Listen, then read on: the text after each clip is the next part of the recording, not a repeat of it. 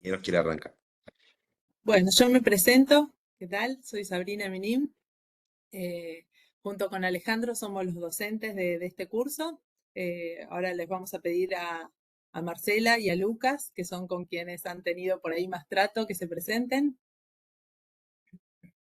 Hola, ¿qué tal? Buenos días. Bueno, Bueno, mi nombre es Marcela, formo parte del equipo junto con Lucas, somos los tutores y facilitadores de este curso. Bueno, le damos la bienvenida presencialmente, esperamos que el curso les haya sido de utilidad y bueno, para cualquier consulta en lo que resta, no duden en contactarnos. ¿Qué tal? Bueno, mi nombre es Lucas, parte del equipo de carrera y también con Marce estamos para acompañarlos en lo que necesiten en este último tramo que están de cara al trabajo final. Así que un gusto compartir y acá estamos. bueno, muchas gracias. Gracias.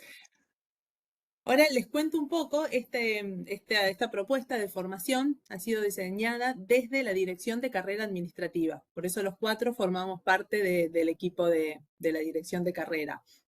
En este sentido, la Dirección de Carrera fue creada en el 2019 y tiene como uno de sus principales objetivos promover sistemas e instrumentos para el desarrollo de la carrera administrativa, de los y las trabajadoras del Poder Ejecutivo, ¿no? Y en cuanto a las capacitaciones, lo que busca es relacionar propuestas de formación y capacitación que estén vinculadas con los agrupamientos jerárquicos, con los escalafones, con los diferentes puestos dentro de las organizaciones públicas, para que la propuesta de formación esté vinculada con el desarrollo de cada uno de los y las trabajadoras en la carrera administrativa, ¿no? Por eso se han generado algunos cursos que tienen que ver con los puestos de inducción, otros se generan para profesionales. Este curso puntual fue diseñado junto con el IPAP específicamente para agentes que revisten en el agrupamiento jerárquico, ya sea que son jefes o jefas de departamento, subdirectores o subdirectoras, o personal de apoyo también, ¿no? Para todos los que estén en este agrupamiento y cumpliendo estas responsabilidades, que es el agrupamiento más alto de la carrera administrativa, ¿no? En estas primeras ediciones se dio prioridad a quienes fueron alcanzados por el decreto 1062, que fue el decreto de reubicación del año pasado, del 2023, pero el curso está diseñado para todos los que revistan en el agrupamiento jerárquico. ¿Y por qué se realiza este curso? Este curso es distinto porque ya parte de una propuesta formativa que toma en cuenta el reconocimiento y la trayectoria de todos los conocimientos adquiridos por ustedes, ¿no? Que ya llegaron a los escalones más altos del escalafón. Entonces, toma en cuenta que ya tienen una trayectoria y conocimientos y trata de proponer incentivar la capacitación con una capacitación que impulse tanto el desempeño orientado al desarrollo personal de cada uno de ustedes y profesional, y también orientado a generar capacidades estatales, ¿no? Con el rol específico que cumplen los mandos medios. Así que bueno, esperamos que los materiales diseñados y que el curso y las actividades les hayan resultado de interés. Para nosotros ha sido un gusto esta experiencia. Queremos manifestar que estuvimos viendo y siguiendo las participaciones y los desarrollos que han hecho en los ejercicios. Nos han parecido muy interesantes. La verdad que estamos más que conformes en ese sentido. Y bueno, creo que todos nos hemos enriquecido con los comentarios y las experiencias en el aula. Ahora vamos a compartir una presentación, les pido que nos digan si se ven. Esta presentación la van a tener también, la vamos a subir al aula, así que si hay algún material que por ahí lo pasamos un poco rápido, tengan en cuenta que la van a poder ver directamente en el compartido. Y lo mismo, este encuentro va a estar grabado y va a estar subido al aula, para que puedan revisarlo o volver a repasar. Se ve Les perfecto. pedimos que en cualquier momento de la presentación nos interrumpan si tienen consultas o si quieren pueden también usar el chat, que nosotros estamos atentos, haciendo consultas, apreciaciones, lo que quieran. La idea es que sea también un poco interactivo para que lo que consideren que nos vayan interrumpiendo. Bueno, esta es la segunda edición del curso. Y este encuentro lo planificamos en como tres grandes momentos, ¿no? En un primer momento haremos como un breve recorrido de los principales temas abordados en los 5 módulos y sus actividades en cada uno de los módulos, las actividades prácticas que tuvieron que realizar. Sabemos que muchos todavía no han completado los ejercicios prácticos, así que recuerden que el plazo máximo es el jueves que viene, que es el jueves 4 de julio, que es la fecha de entrega del trabajo final. Así que a quienes todavía les falta ponerse al día, les pedimos que se pongan al día, o si ahora tienen consultas o tienen alguna dificultad o algo, que nos avisen. En relación a las actividades de cada módulo, les recordamos que no tienen una calificación cada uno de los ejercicios. El curso va a tener una calificación al final cuando hagamos la revisión del trabajo final, de su propuesta de mejora. Ahí vamos a poner una calificación también tomando en consideración la participación en el aula y los ejercicios que hayan realizado. Luego vamos a tener un segundo momento donde nos vamos a basar específicamente en las consignas del trabajo final, como para revisarlas, como para que quienes empezaron, si tienen dudas, nos puedan hacer, y quienes aún no empezaron todavía están a tiempo, tienen tiempo para desarrollarlo, porque no es un trabajo complejo el que se requiere. Así que vamos a contar un poco cuáles son las consignas, a revisarlo un poco en detalle y ver y darles algunas sugerencias para realizar la entrega, y luego un tercer momento de cierre con consultas y demás. Así que bueno, vamos avanzando.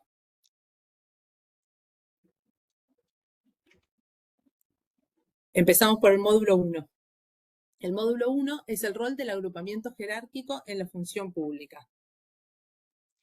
Si recuerdan, en la primera clase vimos conceptos generales como el Estado, la agenda estatal, las políticas públicas, la organización del aparato público institucional.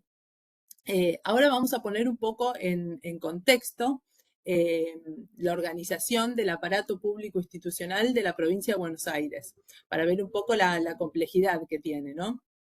O para acercarnos un poco a esa complejidad.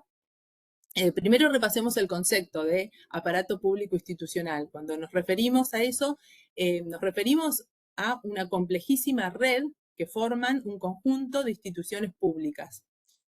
Oscar Oslak decía que el Estado es lo que hace. Ahora, lo que hace, lo hace justamente por intermedio de sus instituciones, que son los instrumentos mediante los cuales el Estado puede actuar.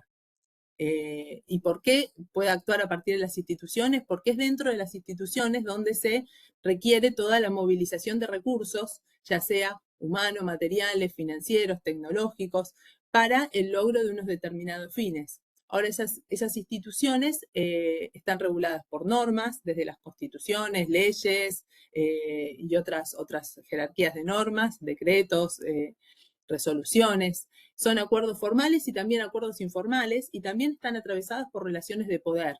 Todas estas cuestiones ocurren dentro de las mismas organizaciones.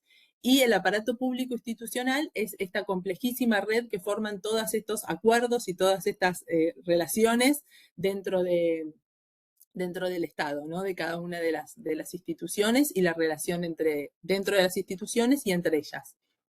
Y esta diapositiva que vemos, esta pirámide, lo que muestra es un intento de dimensionamiento de la complejidad del Estado bonaerense, ¿no? Este es un relevamiento de información de mapa del Estado, boletín oficial, información de SIAPE y del presupuesto aprobado del año pasado, el presupuesto aprobado del 2023. Nos encontramos con, un total de 5.127 unidades. Y esto no está teniendo en cuenta este relevamiento porque no teníamos la información en SIAPE de la Dirección de Cultura y Educación. Así que son incluso muchas más que ellas. Y esto es solo el Poder Ejecutivo. No está teniendo en cuenta tampoco los otros poderes, ¿no? Y dentro de estas unidades, un 50% más o menos son las unidades que llamamos mandos medios, subdirecciones, jefaturas de departamento o equivalentes. Parecen muchas, 2.700, que es el 50%, pero si tomamos en cuenta el total de cargos en la provincia de Buenos Aires, que son 546.000, no parecen tantas, ¿no? Y acá lo que vemos en este gráfico es justamente lo que hablábamos, el rol de los mandos medios, porque son como el nexo entre todo lo que vemos para arriba, que es la parte estratégica, las autoridades, y la relación también con lo que tenemos para abajo, que es la planta de trabajadores y trabajadoras del Estado, la planta operativa, que son esos 546.000 cargos. Entonces, los mandos medios lo que cumplen es esta función de nexo entre estos dos niveles, ¿no? Ahora, si pasamos a la diapositiva siguiente, vamos a caracterizar un poco estos 2.700 cargos del agrupamiento jerárquico, ¿no? Vemos que un 56% más o menos, que son los 1.522, son jefes y jefas de departamento. Ese es el más numeroso, ¿no? Después tenemos 800 y algo de subdirectores. No, esos son otros, que son otras denominaciones. En algunos organismos hay gerente, relator, pero tienen la categoría del agrupamiento jerárquico, ¿no? Y después tenemos 300 y algo de subdirectores y subdirectoras. Y un porcentaje menor de personal de apoyo. Este es a grandes rasgos la caracterización según información de CIAPE, ¿no? Ahora, si lo analizamos por género, vemos que los valores son bastante parejos. Levemente son más mujeres, hay un 53% de mujeres y un 47% de varones. Ahora, estos valores, a medida que subimos en la pirámide, se van invirtiendo, o sea, van siendo más varones que más mujeres. Ahí vemos la diferencia de género, ¿no? Y en cuanto a la edad, la mayoría, o sea, el 51%, tienen más de 50 años. O sea, es un agrupamiento, por eso decíamos que, bueno, tenemos que valorar la trayectoria y el conocimiento porque ya es gente con experiencia dentro de la administración pública, ¿no? Ahora bien, para cumplir su rol, ahora que más o menos tenemos una idea de cuantitativamente, lo pusimos en contexto, el agrupamiento jerárquico, vamos a pasar a lo que nos importa, ¿no? Que es cuál es el rol que juegan en la administración pública. Acá, como vimos, los subdirectores, las subdirecciones y las jefaturas de departamento, las dos tienen sus acciones particulares definidas en las normativas de estructura. Estas funciones le son propias a cada unidad, ¿no? Pero además el agrupamiento jerárquico tiene responsabilidades que le son propias a todo el agrupamiento, ya que deben organizar, planificar, controlar y evaluar las acciones de las cuales son responsables. También tienen que dirigir equipos, tienen que actuar como referentes de las áreas, tienen que articular con otros actores, tanto actores internos del propio organismo como actores externos de otros ministerios o de otras instituciones, así como también algunos tienen que interactuar con actores de la sociedad, con organizaciones o directamente con los ciudadanos. Y esas son todas responsabilidades de todo el agrupamiento jerárquico, más allá de si corresponden, si son titulares de una unidad de informática, de una unidad jurídica, de una unidad, más allá de eso, todos tienen en común estas responsabilidades, ¿no? Y como decíamos, el desafío es bidireccional, hacia las autoridades, recibiendo los lineamientos político-estratégicos y también aportando el conocimiento y la experiencia a los funcionarios para el desarrollo de las políticas públicas, ¿no? Y hacia los y las trabajadoras, traduciendo esos lineamientos directivos en pautas concretas y organizando sus tareas para el logro de los objetivos. Entonces, hacia los dos lados, el rol es bidireccional. En ese sentido nos referimos. Ahora que vimos esto, vamos a ver cuáles son las competencias, ¿no? Porque para llevar a cabo esto necesita determinadas competencias. El concepto de competencias lo vimos en la clase 2, no sé si recuerdan. Refiere a un conjunto de saberes, pero estos saberes pueden ser conocimientos, habilidades, fortalezas, tanto producto de la trayectoria de cada uno de los y las trabajadoras, como de la experiencia, como de la formación y las capacitaciones que hayan realizado. Ahora bien, estos saberes, cuando hablamos de competencias, no son saberes meramente teóricos, sino que nos referimos a saberes puestos en acción. Esta es la diferencia cuando hablamos de competencia, ¿no? Tienen que ser saberes que puedan ser observables en conductas y comportamientos concretos que se realizan en los puestos de trabajo. Esa es la idea de competencias. Y desde la dirección de carrera definimos un grupo de competencias. Pasamos a la siguiente. Estas competencias son definidas por la Dirección de Carrera Administrativa para el agrupamiento jerárquico. Se tomaron como clasificación básica las realizadas por el equipo de Claudia Bernaza ya hace unos años, que las distingue en competencias de la función pública, que son integridad institucional, conocimiento organizacional, perspectiva de género y cultura laboral pública, y las competencias actitudinales, como orientación a resultados, gestión de equipos, pensamiento estratégico e innovación. Esas dos competencias son transversales a todo el agrupamiento. Ahora, el tercer grupo de competencias, que son las competencias técnico-profesionales, son las propias de cada puesto. Estas competencias sí van a ser distintas para un departamento jurídico-legal, van a ser unas competencias, para un departamento contable otras, para un departamento de informática otras. Estas son propias de cada puesto. Por eso estas son las que no trabajamos en este curso, sino que en este curso trabajamos las dos primeras competencias que son las transversales a todo el agrupamiento. Bien, este módulo, no sé si vieron, en todas las clases, cada módulo tiene dos clases, ¿no? La primera que es más conceptual o más teórica, y la segunda que es una clase más donde se le brindan herramientas de gestión o se le brindan experiencias o se habla de la implementación de esos mismos conceptos, ¿no? Son clases como más prácticas. Para este módulo, como herramienta de gestión, vimos el tema de los informes de gestión. Y vimos los informes de gestión en general, pero vimos puntualmente un informe de gestión que es el informe de cambio de gestión. Lo vimos como una herramienta para darle continuidad a las políticas públicas.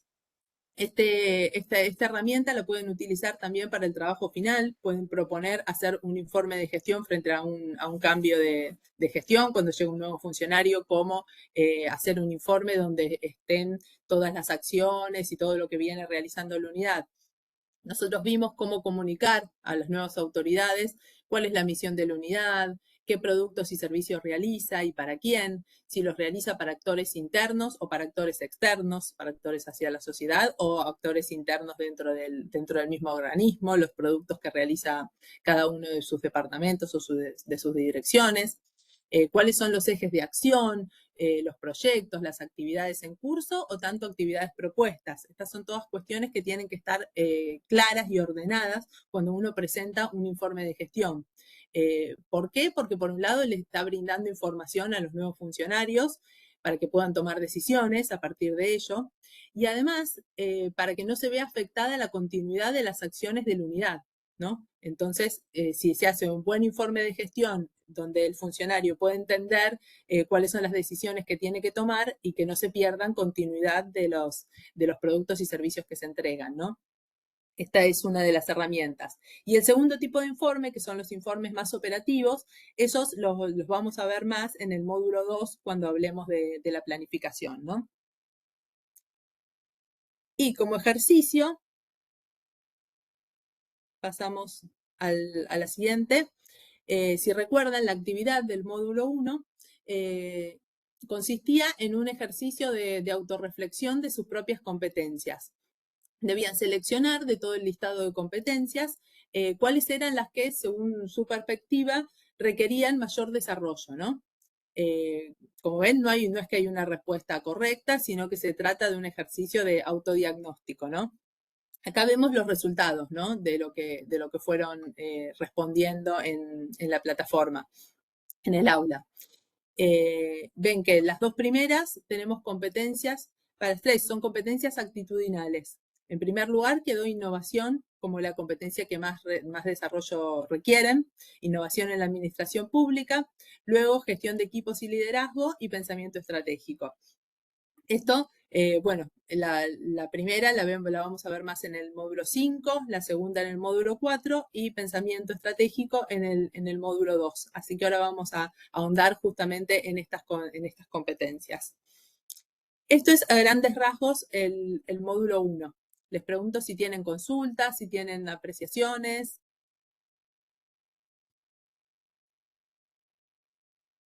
¿Les resultó interesante?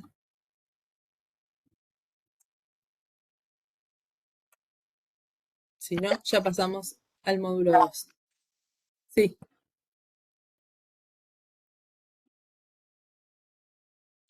Cualquier cosa, levantan la mano o nos interrumpen. No, Así no por es. ahora todo perfecto, muchas gracias. Está buenísimo, re interesante. Bueno, gracias. Esto espero que les sirva también como un repaso para completar los que terminen, los que tengan algunos ejercicios pendientes y escuchen todo esto pensando, los que todavía no tienen tema para el trabajo final, ya pensando algunas herramientas y qué es lo que les gustaría desarrollar. Pasamos al módulo 2, ¿sale entonces? Sí, buenas otra vez. Bueno, mi nombre es Alejandro, también formo parte del equipo eh, de carrera administrativa. Me olvidé de decirlo al principio, dentro de lo posible, por ahí alguno está en la oficina, eh, invitamos a que todos puedan prender la cámara, ¿sí? Me parece que nos puede ayudar a ahí tener un contacto un poco más cercano, así que por ahí hay quienes están sin camarita, los invitamos a que dentro de lo posible puedan prenderlas, ¿sí? Bueno, vamos a hablar un poquito, si se escucha bien, se ve bien, cualquier cosa nos avisan porque les cuento, cuando yo miro, cuando comparto, no me aparecen partes del programa, entonces sí o sí, interrumpan, no hay problema. Eh, Bien, ahí está bien, sí, ahí el compañero está poniendo, los que no tienen o no pueden, no importa, es entendible, pero por ahí el que puede y tiene ganas, sería interesante como para tener un contacto más cercano, sobre todo en las clases que son virtuales. Bueno, sí, perdón, ¿interrumpí a alguien? Bueno, en este módulo 2, no sé si recuerdan o si quienes por ahí no tuvieron tanto tiempo para leer, lo vamos a ir repasando. Ya empezamos a hablar de cuestiones propias de las funciones del agrupamiento jerárquico, sobre todo con respecto a la planificación, ¿sí? Antes de empezar a ver esos conceptos, esas categorías que están en las clases, y sobre todo, que nos parece lo más importante para el encuentro de hoy, es mostrar herramientas que ustedes pueden usar en el trabajo final. Antes de eso vamos a poner un poco en teoría desde qué lugar estamos hablando, ¿sí? Sabri hizo un recorrido en el módulo 1 acerca de cuál es el rol del agrupamiento jerárquico, un ejemplo de la estructura a grandes rasgos del mismo en la provincia. Y en este módulo 2 lo primero que ustedes van a ver en la clase es este concepto de la CBP, ¿sí? Que es la cadena de generación de valor público.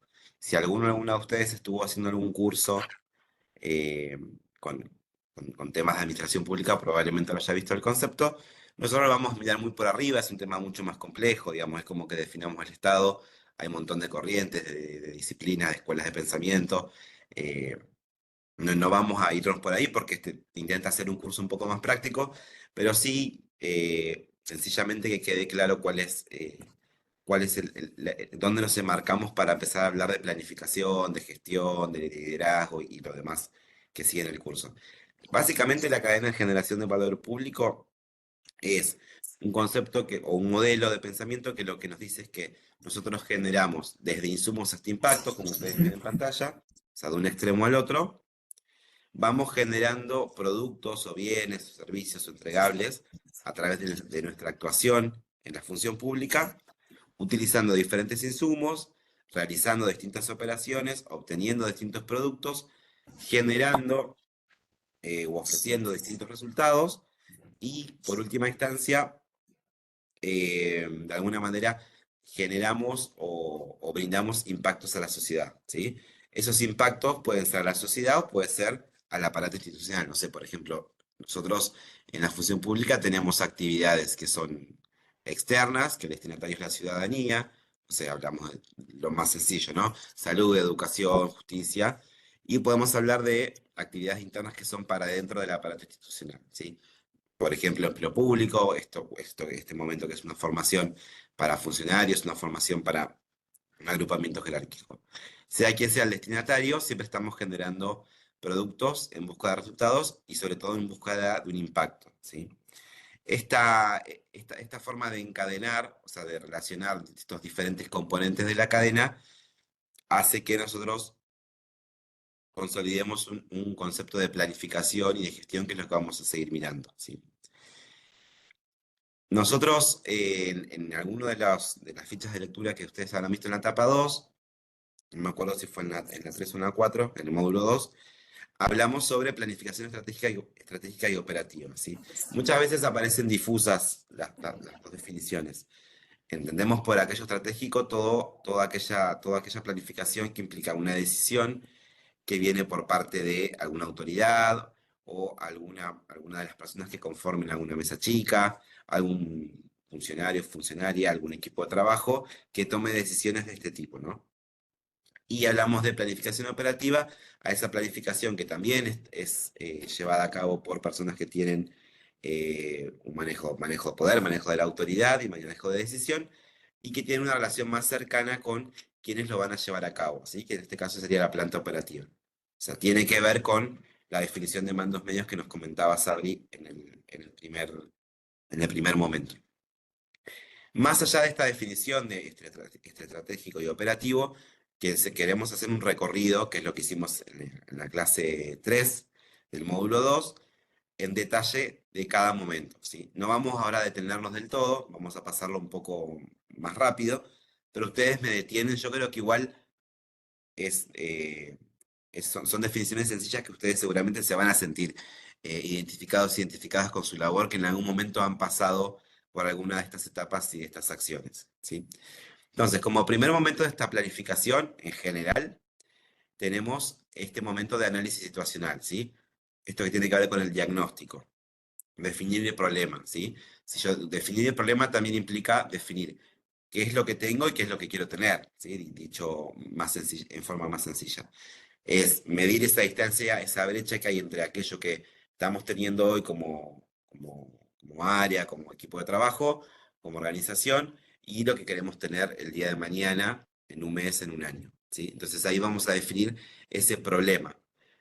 Digo, la acepción de problema no tiene que ver necesariamente con que haya un conflicto o algo a resolver puntualmente, sino que tiene que ver con la discusión que estamos queriendo dar dentro de la política pública que trabajamos, dentro de nuestro organismo, dentro de nuestros procesos. Un segundo paso, que es mapear los actores clave, tiene que ver con identificar quiénes son estos actores que aparecen, con quiénes tenemos que relacionarlos, cuáles son sus intereses, ¿sí? Identificar posibilidades de acercamiento, posibilidades de negociación. Y un tercer paso tiene que ver con mapear las causas del problema, ¿sí? Entender por qué sucede lo que sucede para poder después dar una respuesta, ¿sí? En ese momento que mapeamos las causas del problema es donde decidimos cuáles de esas causas vamos a atacar, ¿sí? Entre comillas.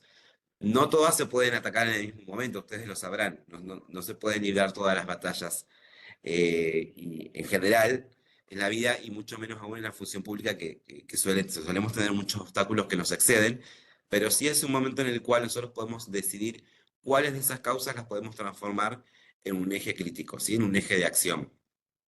Entonces ahí nos da pie para pasar a esta segunda gran instancia, que es empezar a diseñar la estrategia, ¿sí? Empezar a pensar qué es lo que vamos a hacer, ¿sí? Ya decidimos el qué, ya más o menos pensamos e identificamos de qué manera, después lo vamos a ir puliendo, ahora empezamos a pensar el cómo, ¿sí?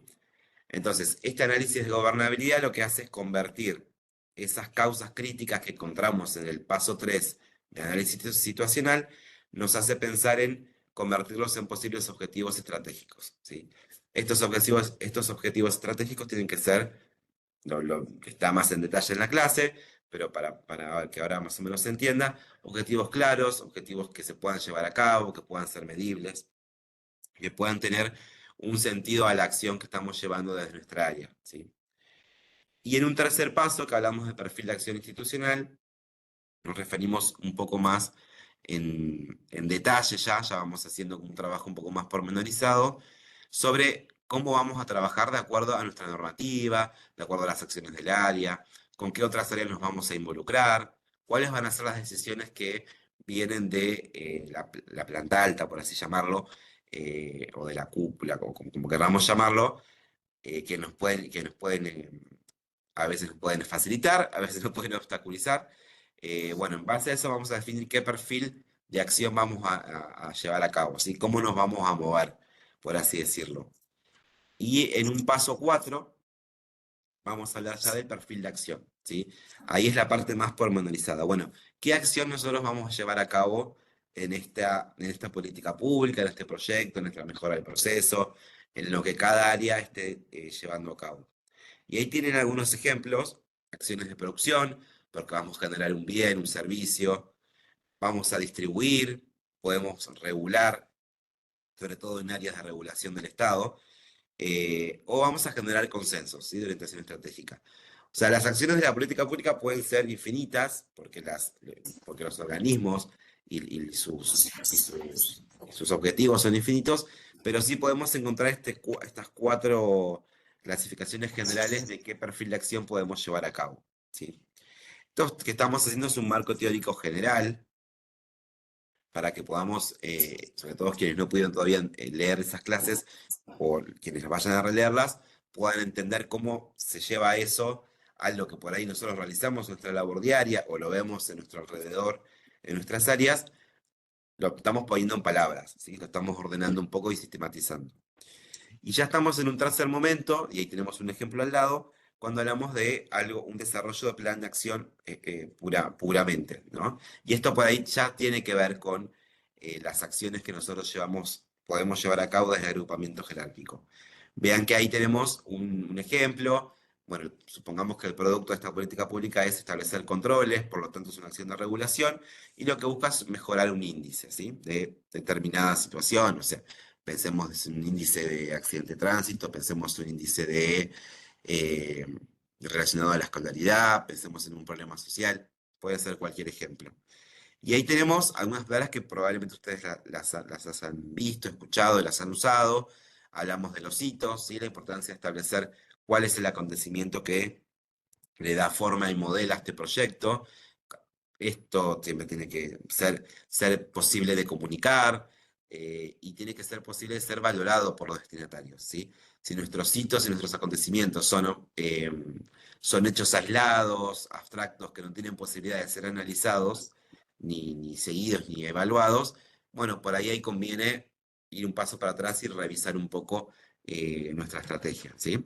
Fechas claves, operaciones críticas, ¿sí? Críticas nos referimos a actividades que son indispensables para realizar ese hito, para alcanzar ese objetivo. Fechas claves y recursos críticos, ¿sí? Recursos que necesitamos de manera indispensable o recursos que necesitamos de manera complementaria. Que ahí tenemos algunos ejemplos. Bueno, que esto un poco seguramente ya lo conocen: presupuesto, personal especializado, el equipamiento y demás, ¿sí? Hasta acá tenemos una parte un poco más teórica y conceptual. No sé si está siendo claro, por ahí estoy yendo muy rápido, si más o menos tienen alguna idea o algún comentario, si no, avanzamos con la parte más práctica. Está perfecto por ahora. Bueno, bárbaro. Cualquier cosa, obviamente me interrumpen o tienen el chat también para interceder. Muchas Bueno, gracias. nosotros acá tenemos en la etapa 2, en el módulo 2, en la parte de planificación, distintos tipos de herramientas que nosotros les fuimos mostrando, que probablemente y seguramente ustedes ya algunas conocen, otras por ahí no, algunas por ahí sí, eso no importa. La idea es poner en claro lo que ustedes tengan como experiencia, valorarla, jerarquizarla, y nosotros desde nuestro lugar poder ordenar toda esa información y sobre todo poder generar mayor adquisición de herramientas para mandos medios. Entonces, tenemos acá, habíamos empezado por la matriz de marco lógico, que suele ser los más tradicionales, y muchas veces parece el más sencillo, termina siendo un poco el más difícil, pero sí queremos que vean que tenemos ahí un ejemplo. Este ejemplo lo sumamos ahora, no está en la clase, pero esta presentación la vamos a subir, así que después, si la quieren repasar en detalle, como les digo, como les decíamos antes, queremos aprovechar el tiempo, no vamos a pasar por todas las tablas, ni a leer todas, pero tenemos ahí un ejemplo al lado de cómo se va relacionando el fin, el propósito, los componentes con los otros elementos, ¿sí? Ahí tenemos indicadores, objetivos, medios de verificación y supuestos. En el caso este tenemos el ejemplo de un proceso de comercialización, ¿sí? Que puede tener que ver con algún área del Estado vinculada a economía o producción o comercio, con vínculos con el sector privado. Básicamente la matriz de marco lógico lo que busca es sistematizar una planificación. Se puede utilizar en cualquier parte del ciclo de la política pública. El ciclo de la política pública, recordemos que pasa por diferentes fases, eso también lo tienen en la clase. Hay un momento de planificación, hay un momento de implementación, hay un momento de evaluación, hay un momento de ajustes y vuelve a empezar, ¿sí? Tiene esa forma de círculo virtuoso. Después lo vamos a retomar también más adelante con Sabri. Tenemos ahí un ejemplo entonces de cómo va funcionando cada uno de estos elementos de la matriz, ¿sí? Por eso hablamos del marco lógico, porque tiene una estructura de continuación y que relaciona cada uno de sus componentes. Acá en este segundo cuadro continúa el mismo ejemplo anterior, para que después cuando lo vean no se confundan. Y ahí fíjense en cómo empezamos a ya hablar de los componentes, de las actividades ya puntualmente que se derivan de los objetivos, de cómo podemos medir esas actividades o cómo podemos tomar esas decisiones a través de los indicadores. Y algo importantísimo que son los medios de verificación de las hipótesis o los supuestos, ¿sí? ¿Cómo verificamos todo eso que va sucediendo? Bueno, ahí en el anterior teníamos encuestas. Bueno, acá tenemos, como es información más cuantitativa, tenemos comprobantes de compras o informes de resultado. Y en los supuestos, en estas hipótesis que se van construyendo, van apareciendo distintos resultados que nosotros tenemos que ir a partir de esta matriz, viendo si van sucediendo o no por medio de las actuaciones que tenemos en esta política pública, ¿sí? Nosotros ahí les sugerimos que el ejemplo lo puedan leer de manera completa, y acá sí, por ahí vamos a ir mechando algunos temas con el trabajo final, ¿sí? Nosotros en el trabajo final, ahora lo vemos en detalle, pero pedimos por lo menos que apliquen 2 herramientas. Esa aplicación de herramientas tiene que ser clara y tiene que estar precisa en cuanto al problema que ustedes están proponiendo solucionar, ¿sí? O el caso que ustedes quieren resolver en sus áreas. La matriz de marco lógico, casualmente, es una matriz que requiere mucho estudio y análisis de factibilidad y puede ser a veces un poco complejo, pero sí pedimos que por lo menos la base de la herramienta esté correctamente planteada, ¿sí? Digo, que no se enrosquen en la parte teórica y que puedan hacer un trabajo que sea más sencillo, pero que sea claro y que esté de acuerdo a la consigna, ¿sí? Digo, aclaramos esto porque ha pasado que particularmente con la matriz marco lógico se generaron muchas confusiones y por ahí termina haciendo que el trabajo no sea claro y se disperse un poco del objetivo. En el otro costado tenemos un ejemplo del árbol de problemas o el árbol de causas o de soluciones. Bueno, hay distintos tipos, pero este es el más sencillito y les pusimos el ejemplo que nos parece más claro. Van a ver que arriba tenemos la detección de efectos, ¿sí? de un problema, y fíjense que cada efecto va construyendo o se va de alguna manera desarmando en otros. Por ejemplo, en este caso, este proyecto de educación juvenil detectan efectos en los bajos ingresos, un efecto en el bajo nivel de productividad y a la vez esos dos generan una baja inserción laboral. A la vez la baja inserción laboral junto a otros genera una inadecuada inserción social, ¿sí? Se va amplificando ese efecto. Y ahí detectamos el problema central, que es el bajo nivel de educación de los jóvenes. Y a partir de ese problema central para abajo se empiezan a señalar las causas, ¿sí? Hay una ineficacia en el sistema educacional, hay condiciones poco favorables para que esos estudiantes puedan estar en las clases, bueno, por un montón de otras cuestiones que ustedes ven ahí abajo. El trabajo práctico lo que pide es que si ustedes utilizan la herramienta del árbol de problemas, puedan hacer un diagrama como el que está acá, ¿sí? Ese es el ideal. No sé si hace falta que compartan y que escriban en párrafo, pero el ideal sería que ustedes repliquen este esquema y que pongan los efectos, el problema y las causas del problema que ustedes están estudiando, ¿sí? ¿Se entiende más o menos lo que queremos ejemplificar?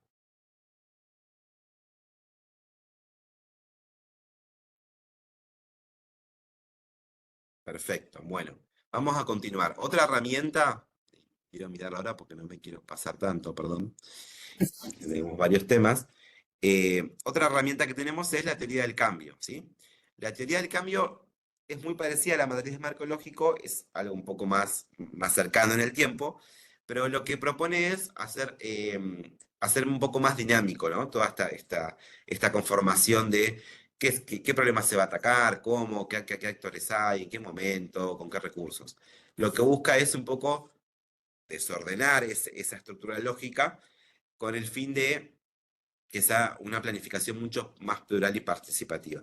En la clase 2 hay una fichita, ahora no me acuerdo exacto el nombre del archivo, cualquier cosa después nos preguntan en el chat o en algún mensajito, pero hay una ficha de trabajo que les propone que ustedes, como sobre todo si tienen personal a cargo, que ustedes puedan llevar a cabo un taller, ¿sí? Un taller de teoría del cambio, es decir, que ustedes puedan hacer parte a los trabajadores y trabajadoras de decisiones que por ahí no son menester de ellos, pero que sí es importante que ellos se sientan parte, ¿sí? Entonces ustedes pueden, los pueden ayudar, pueden ser ayudados por ellos a empezar a definir objetivos, ¿sí? Entonces, a través de distintas preguntas, como ven ahí, bueno, ¿por qué creen que esto puede llevar a un buen resultado? ¿Es una evidencia lo que estamos diagnosticando o es una presunción propia? ¿Qué actores hay? Bueno, fíjense que es muy parecida a la matriz, pero está hecho en forma de interrogante, ¿sí? Y todo el tiempo se resalta en el cambio, por eso es la teoría del cambio, porque no. Lo que nosotros queremos con esta herramienta es teorizar acerca de la importancia de cambiar algo en el área, o en un procedimiento o en un proyecto, y hacer que todas las partes interesadas legitimen ese cambio, ¿sí? ¿Qué es lo que hace que legitimen ese cambio? ¿Qué es lo que produce? Es que el proyecto que ustedes están implementando o que están direccionando, que están llevando a cabo, tenga mayor participación y tenga una tendencia a tener mejores resultados, ¿sí? Por eso la importancia de hacerlos parte. Obviamente que cada una de estas herramientas se pueden usar todas para cualquier proyecto, no, claramente no. Cada una tiene sus pros, sus contras, y creemos que es parte también de la función de ustedes, así como de los funcionarios, poder encontrar cuál es la herramienta o la mejor que se pueda adaptar para determinado proyecto, ¿sí? Y a veces puede pasar que se use un poquito una, se use un poquito otra, que se use una y nos demos cuenta que no era la mejor manera y cambiemos en el momento y peguemos el volantazo y volvemos al anterior. Digamos, es parte de la experiencia eso también. Y acá tenemos otros ejemplos, otras herramientas para planificar ya más en el día a día, en la operativa. Las anteriores eran más de estratégico, que por ahí ya las conocen, digo, el FODA y el CAME es un clásico, que es identificar cuáles son los elementos que tenemos como debilidad de amenaza y cuáles son las acciones que podemos eh, de alguna manera llevar a cabo para mejorar esos elementos. Básicamente, si yo identifico una debilidad en mi proyecto o en mi equipo de trabajo o en nuestro día a día, bueno, eso me tiene que llevar a preguntarme qué hay que corregir, ¿sí? Y poder llevarlo al grupo, charlarlo con otros pares, con otros compañeros, con nuestros superiores, con el personal a cargo, pero poderlo corregir, ¿sí? Y así con cada uno de ellos. Amenaza a afrontar, fortaleza a mantener, la oportunidad de explorar. El Kanban tiene que ver más con una metodología vinculada a poder tener un registro exacto de las urgencias y de las prioridades. Ahora vamos a hablar un poquito más adelante sobre la gestión del tiempo, pero sabemos que siempre es un tema que nos preocupa y que a veces no llegamos, que queremos hacer esto, pero sale a una otra cosa, y viene este expediente, y viene este cambio de gestión, y este proyecto que iba por un lado ahora se detiene un poco. Bueno, creo que nos puede organizar un poquito en ese sentido esa herramienta. Y el diagrama de Gantt, que probablemente lo hayan visto ya varias veces, que tiene que ver con asignar roles y asignar plazos, ¿sí? Esto lo voy a pasar un poquito por arriba. Y vamos a ver acá que, para cerrar este módulo 2, ¿se acuerdan que en el módulo 2 la actividad que tenían para hacer era un foro, ¿sí? Nosotros lo que hicimos es contestar preguntas en un foro. Estas preguntas tenían que ver con cómo pensaban ustedes la planificación, cómo la realizaban, si conocían las herramientas, dar algún ejemplo en el cual se pueda aplicar e identificar mejoras posibles sobre la planificación. Y nosotros lo que hicimos fue un poquito un resumen de lo que fuimos viendo y lo queríamos compartir, ¿sí? Como decía Sabri, estas actividades son de categoría conceptual, no buscan ser evaluadas de forma numérica ni individual, sino que son requisitos para aprobar el curso, pero nos parece importante que ustedes también se escuchen como agrupamiento jerárquico, además de nosotros escucharlos como capacitadores en este caso, pero todos somos trabajadores de la administración pública de igual manera, y me parece que es una voz interesante para sociabilizar. Hay algunas ideas en común, las vamos a comentar muy brevemente. Falta de claridad de comunicación, lo que hablábamos antes, y vamos a hablar más adelante, la importancia de la asertividad y la efectividad en la comunicación. La necesidad de sistematizar, ¿sí? Y una forma de sistematizar es tener este uso de herramientas que charlábamos antes, tenerlo siempre presente. El uso informal, a veces hay herramientas, pero no se usan de manera estructurada, no se usan de manera lógica, los usa algún área y no los usa otra, ¿no?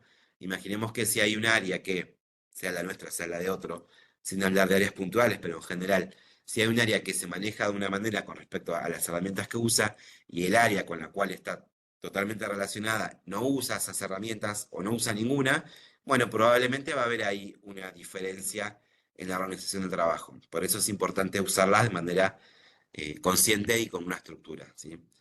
Cambio de prioridades, esto nos pasa siempre, sabemos que ninguna organización, y sobre todo en el empleo público, son escenarios estáticos, siempre son dinámicos, siempre van sucediendo cambios. Bueno, y después hay algunos más que son un poco más similares, no lo vamos a pormenorizar, pero sí nos parece que el 9, que es justamente el último, sí nos parece súper importante, y de hecho nosotros desde este curso también estamos levantando este punto en general, que tiene que ver con la participación en la planificación, ¿sí? Que algunos de ustedes, varios de ustedes lo han puesto en las respuestas, de sugerir que participen de una forma más activa, ¿sí? Sobre todo para esa cadena de valor público que vimos al principio, pueda tener una mejor calidad institucional. Ustedes son los que conocen los imprevistos diarios con los trabajadores, trabajadoras, con sus funciones, y creemos que para que la política pública se enriquezca, es importante que ustedes participen en las planificaciones, ¿sí? Bueno, hasta acá tuvimos el módulo 2. Si no tenemos ninguna consulta en particular o algún comentario, podemos empezar con el 3. Bien. Para el módulo 3, ahora que ya vimos como la parte más práctica y conceptual de la planificación, vamos a seguir con el siguiente tema, que es el tema de la gestión y la implementación y seguimiento. Recién cuando lo escuchaba hablar Alejandro, me acordé en alguno de los foros, una compañera dijo algo así como que el curso le estaba aportando como un marco teórico y conceptual a acciones que ya realizaba. O sea, como que le dio teoría a algo que realizan todos los días. Eso me pareció súper enriquecedor, ¿no? Porque es justamente lo que quiere aportar el curso, ¿no? Todo lo que menciona Ale, estamos seguros que ustedes lo deben aplicar en el día a día constantemente. Pero lo que les da tener la parte teórica y las herramientas es tener como un sustento y hacerlo de una forma como más sistemática, más ordenada y con más herramientas, poder presentarlo de una forma más clara. Esa es la idea, ¿no? Ahora, si vemos la bibliografía sobre políticas públicas en general, da mucha más importancia al tema de la planificación que al tema de la implementación y el seguimiento. El tema de la implementación y el seguimiento siempre es raro encontrar teoría y encontrar artículos y encontrar bibliografía sobre eso. Ahora la no resolución de las cuestiones que aparecen en esta etapa de gestión es una de las principales causas de fracaso de muchísimos proyectos. Entonces hay que prestar atención no solamente a la planificación, sino al día a día de la gestión y de la implementación, ¿no? Si pasamos a la primera diapositiva de este tema, ahí tenemos que plantea que la implementación es un proceso de gran complejidad, ¿no? dice. Ahora, marca dos motivos que son los principales por los cuales la implementación es sumamente compleja. Uno tiene que ver con que interviene una multitud de actores en la implementación, ¿no?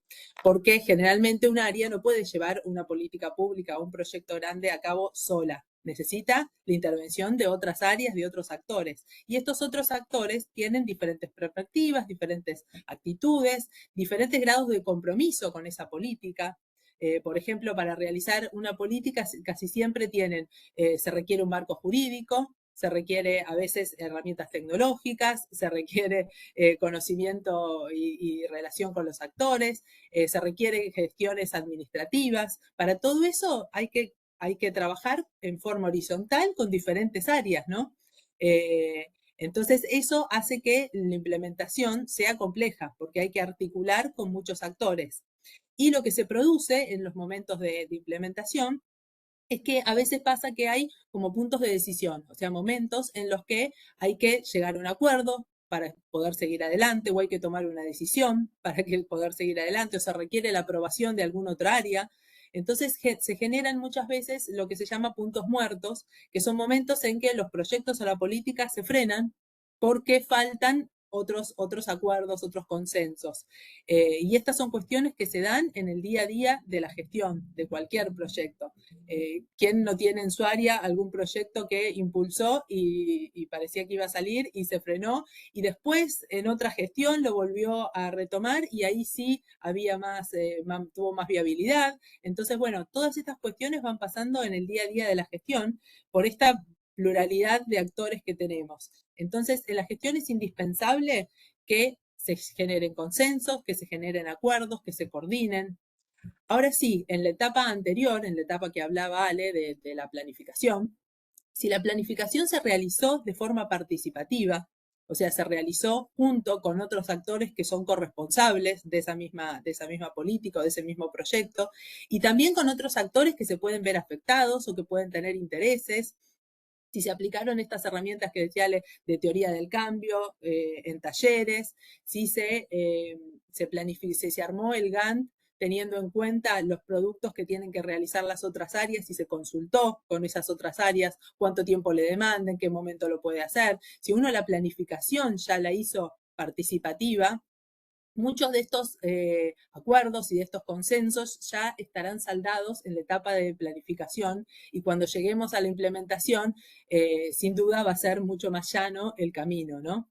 Entonces, la idea es que mientras más participativa sea la planificación, mayores van a ser las posibilidades de éxito de esa política o de ese proyecto. Pasemos al siguiente. Ahora vamos a ver exactamente el momento del seguimiento o el monitoreo o la evaluación, ¿no? Ya pasamos a la planificación, vimos la gestión del día a día, y ahora pasamos al tercer momento, que es el de la evaluación o la gestión o el seguimiento. Acá hay que distinguir las nociones, ¿no? Porque a veces cuando son conceptos que están como mezclados, ¿no? ¿Cuándo me refiero a un control? ¿Cuándo es seguimiento? ¿Y cuándo es evaluación? Son tres conceptos totalmente distintos, ¿no? El control implica verificar un hecho. Es tener la información. Eso es controlar algo. Buscar la información de un determinado resultado, de un determinado producto. Ahora, el seguimiento implica realizar un monitoreo constante de ese control. O sea, realizar ese mismo control en diferentes periodos, en diferentes etapas en el tiempo. Eso es el seguimiento o el monitoreo. Ahora, la evaluación, como su nombre lo indica, tiene que ver con los valores. Y eso no es un detalle menor, ¿no? La evaluación incluye algo más que el control. Incluye analizar los resultados y compararlos con algún patrón valorativo. Por ejemplo, no es lo mismo decir que una política pública es adecuada cuando es eficaz, o sea, cuando se logran los resultados propuestos, o decir que para que sea adecuada tiene que ser sí o sí eficiente, o sea, lograr los resultados y también hacerlo con un aprovechamiento de recursos. Y es totalmente distinto decir que o evaluar una política pública como positiva solamente cuando sea rentable. La rentabilidad generalmente se asocia más a a las organizaciones del mercado, más que a las organizaciones públicas. Pero muchas veces cuando se habla del transporte público o de los trenes, se dice, y no es rentable, entonces, porque no es rentable, tiene que cerrar. En algún momento lo han hecho y pasa también ahora con las empresas públicas y todo eso. Bueno, ¿tiene que ser rentable o tiene que brindar un servicio a la sociedad? Bueno, esas son diferentes evaluaciones. Lo que no tenemos que dejar de ver acá es que lo que hay detrás de esto son justamente ideologías, las evaluaciones no son neutrales, hay diferentes valores. Y nosotros como mandos medios tenemos que tener en claro cuáles son los valores que hay detrás de cada evaluación, ¿no? Ahora, para que queden claros los conceptos, vamos a pensarlo con algún ejemplo de la vida cotidiana. Por ejemplo, la mayoría de los que estamos acá debemos tener hijos. Cuando yo llevo a mis hijos al pediatra, el pediatra en el control, ¿qué hace? Los mide y los pesa, por ejemplo. Esos son controles. Toma los datos de la estatura y el dato del peso. Eso es realizar un control. Ahora, cuando son chiquitos, cuando son bebés, lo realiza en forma muy periódica. Hay que ir todas las semanas. Después hay que ir todos los meses. Después ya ir con 6 meses alcanza.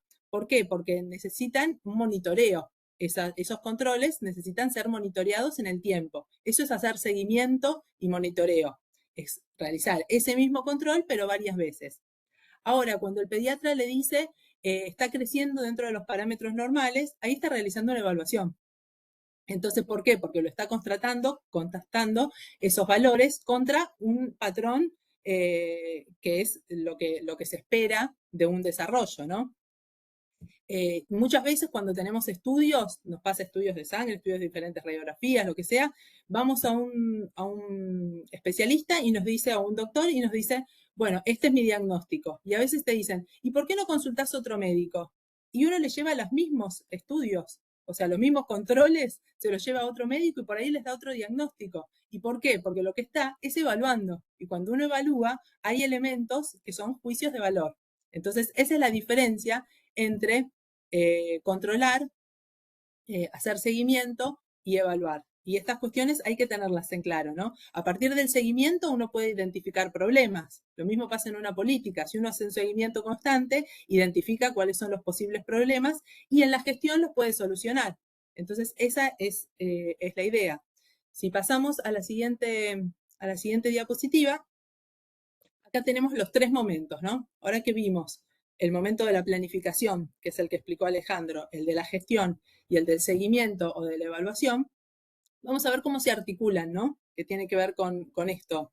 Cuando hablamos de planificación, estamos hablando de algo que se refiere al futuro. Si escuchábamos lo que cuando hablaba Ale, hablaba siempre en términos de futuro. Decía fines, objetivos, metas, hitos, hablaba todo de cosas que van a pasar. Ahora, cuando hablamos de seguimiento, la gestión es el día a día de la implementación, de la vida organizacional, donde se toman las decisiones, ¿no? Donde se realizan los procesos, se ejecutan, donde se realizan cada una de las tareas. Ahora, cuando hablamos de seguimiento, ya no estamos hablando de futuro, ya estamos hablando del pasado. Ya vamos a hacer un control y una evaluación, se hace de cuestiones que ya ocurrieron. Y por ahí son las mismas cuestiones de la planificación, pero lo que cambia es cómo se denominan, ¿no? Cuando estábamos en la planificación hablábamos de objetivo. Ahora que estamos en el seguimiento, hablamos de logro o de no logro. Hablamos de resultado. Contrastamos si lo que nosotros planificamos, que era lo deseado, ocurrió o no ocurrió. Entonces, son los mismos, pero lo vemos desde diferentes lugares. Y para que haya un crecimiento organizacional y para que todo este circuito sea realmente virtuoso, tienen que estar articuladas. O sea, a partir del seguimiento, yo tengo que replanificar si veo que algo no se está logrando, tomar decisiones distintas para que se logre, para luego volver a hacer un seguimiento y ver si mejoró. Entonces, esto es lo que genera esta retroalimentación del ciclo de las políticas públicas que hablaba Ale en el módulo anterior, es lo que genera la mejora continua de estas cuestiones. Ahora vamos a ver algunas como herramientas puntuales. Ale, acá en esta parte, ¿querés seguir vos? Perfecto. ¿Se me escucha bien ahí? Porque cambié a ¿Sí? auricular, ¿sí? Sí, sí, te Bueno, bárbaro. escuchamos bien. Quería ahí, Sabri, teníamos una consulta, yo ahora no la puedo ver Sí, porque estoy de Walter, me parece, que lo que planteaba él de utilizar, vieron que estuvimos viendo en el módulo anterior herramientas y vimos el diagrama de Gantt, ¿sí? Perdón, vuelvo un segundo a esto porque me parece importante y ya seguimos. Acá tenemos un ejemplo que lo vimos hace un ratito.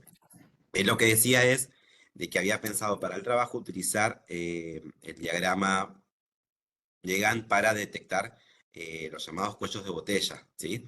A mí me parece que es válido, o sea, lo que él estaría haciendo es utilizar una de las herramientas vistas, recuerden que en la cocina es utilizar dos al menos, una de las herramientas vistas en el curso, pero en este caso no lo va a utilizar, al menos eso entendí, si no corregime Walter, no sé si andas por ahí, eh, de alguna manera la va a utilizar para diagnosticar y para dar prueba de que se genera un cuello de botella dadas las tareas y los plazos, ¿sí?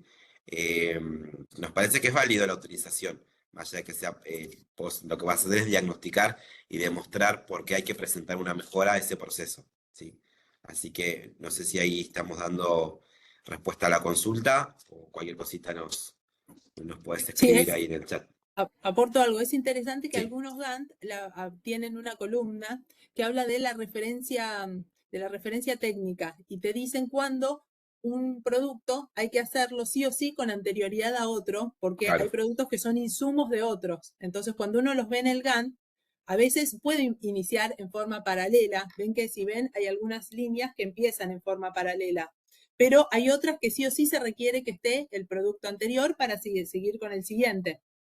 Entonces, hasta Exacto. que no se termina algo, no puede empezar el que sigue. Entonces, me parece que ahí es interesante lo que plantea Walter para decir, bueno, si se requiere que se realice esto, hasta que esto no se termine, no podemos empezar con todo el otro. Entonces, ahí se ven en este diagrama determinados cuellos de botella, que es lo que decía, me parece. No sé si esa Perfecto. fue la idea, Walter, Sí, pero es posible. sí, ahí de hecho nos sumó que haría la versión, digamos, afectada a ese problema y una versión en la cual se pueda resolver. Así que Se puede resolver. está Excelente. interesante la propuesta.